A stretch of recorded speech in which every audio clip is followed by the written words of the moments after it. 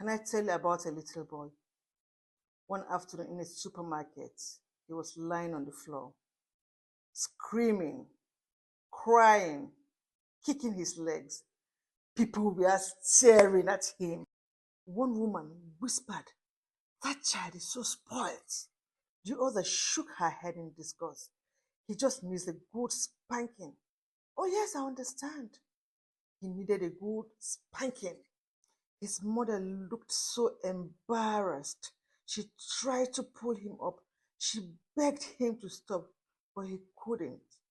Or at least that's what everyone thought. Now, let me tell you something.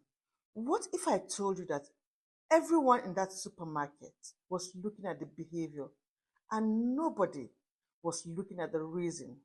Because here's the truth: a tantrum and a meltdown can look almost identical, but they are not the same thing.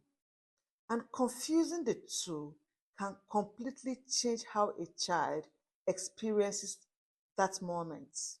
Imagine this: your child asks for a chocolate, you said no. Ah, they cry, they scream, they throw themselves on the floor. And 5 minutes later, you hand them a chocolate, and almost instantly they calm down. That's usually a tantrum, right? Not because they're a bad child, but because they are trying to get something they really want. Now, let me tell you about another child who walks into a shopping mall with his mom. Loud music everywhere, people walking around, children running around, bright lights, different smells, announcements over the speakers. To you, it's just shopping. To him, it was like standing in the middle of a thunderstorm. Instantly, he covers his ears, breathing heavily.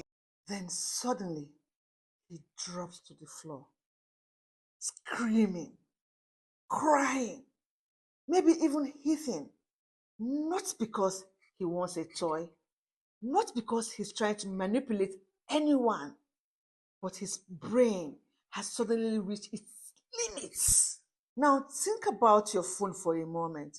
Have you had 20 apps on your phone all open at the same time? And then your phone battery is on 1%, and then you try to do one more thing? It will freeze. Not because it refuses to work, but because it can't anymore.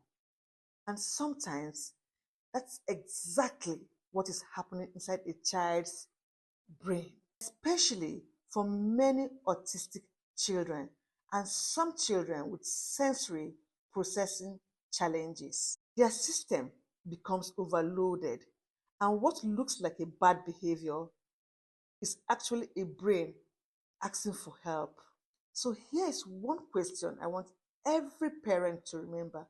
Don't ask, "How do I stop this?" No, ask, "What is that thing my child is trying to tell me that they can't say